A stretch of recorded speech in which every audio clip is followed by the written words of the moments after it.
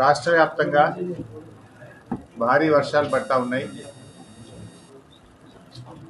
ఇంకా మరో 48 గంటలు కూడా రాష్ట్ర వ్యాప్తంగా తీవ్ర వర్షాలు ఉంటాయని, వాయుగుండం కూడా వచ్చిందని మరి వాతావరణ శాఖ కూడా తెలుపుతున్నది.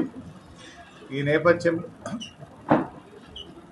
రాష్ట్ర ప్రభుత్వానికి మరి మా విజ్ఞప్తి ఏంటంటే, అత్యవసర సహాయక చర్యలకు ప్రభుత్వ యంత్రాంగాన్ని మొత్తం అప్రమత్తంగా పెట్టాలని, అవసరమైతే మిలిటరీ బలగాల సహకారాన్ని కూడా తీసుకోవాలని, కొన్ని ప్రత్యేక హెలికాప్టర్లను కూడా ఏర్పాటు చేసుకొని వరదల్లో చిక్కుకున్న వారిని కాపాడడానికి ప్రభుత్వం అన్ని రకాలుగా సిద్ధంగా ఉండాలని చెప్పి కోరుతా ఉన్నాం.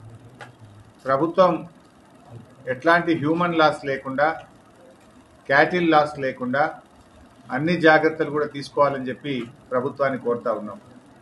ముఖ్యంగా బీఆర్ఎస్ పార్టీ ప్రజాప్రతినిధులు, బీఆర్ఎస్ పార్టీ నాయకులు, బీఆర్ఎస్ పార్టీ శ్రేణులందరికీ కూడా పార్టీ తరఫున విజ్ఞప్తి ఏంటంటే, ఎక్కడ ప్రజలకు ఇబ్బంది ఉన్నా మీరందరూ కూడా సహాయక చర్యల్లో పాల్గొనాలని, ప్రజలకు రక్షణగా నిలవాలని, ఎక్కడైనా ప్రజలకు ఇబ్బందులు ఉంటే బీఆర్ఎస్ కార్యకర్తలు పూర్తి స్థాయిలో వారికి సహకరిస్తూ అన్ని రకాల సహాయ సహకారాలు అందించాలని బీఆర్ఎస్ పార్టీ తరఫున పార్టీ శ్రేణులందరికీ కూడా విజ్ఞప్తి చేస్తూ ఉన్నాం. మరి అదేవిధంగా ప్రభుత్వం కూడా ముందస్తు చర్యలు తీసుకోవాలి. ఎక్కడ చెరువులు తెగిపోకుండా సెలవులన్నీ కూడా రద్దు చేసి ఇరిగేషన్, రెవెన్యూ శాఖ అధికారులను ఆయా జిల్లాల్లో, ఆయా మండలాల్లో వాళ్ళను మరి అప్రమత్తంగా ఉండే విధంగా ప్రభుత్వం అన్ని ఆదేశాలు కూడా ఇవ్వాలి.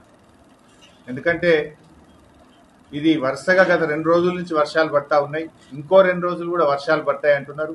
ఇంకొక వైపు వాయుగుండం కూడా వచ్చింది అంటున్నారు. కనుక బాగా తడిచి ఉంటే కనుక పాత ఇండ్లు కూలిపోయే ప్రమాదం ఉంటుంది. గతంలో 1-2 సంఘటనలు మనం చూసాం. హైదరాబాద్లో కానీ, జిల్లాల్లో కానీ, గ్రామాల్లో కానీ పాత ఇండ్లలో ప్రజలు ఎవరు ఉండకుండా ఖాళీ చేయించాలి. అవసరమైతే క్యాంపులు పెట్టి వారికి జాగ్రత్తగా చూసుకోవాల్సిన అవసరం కూడా ఉంది.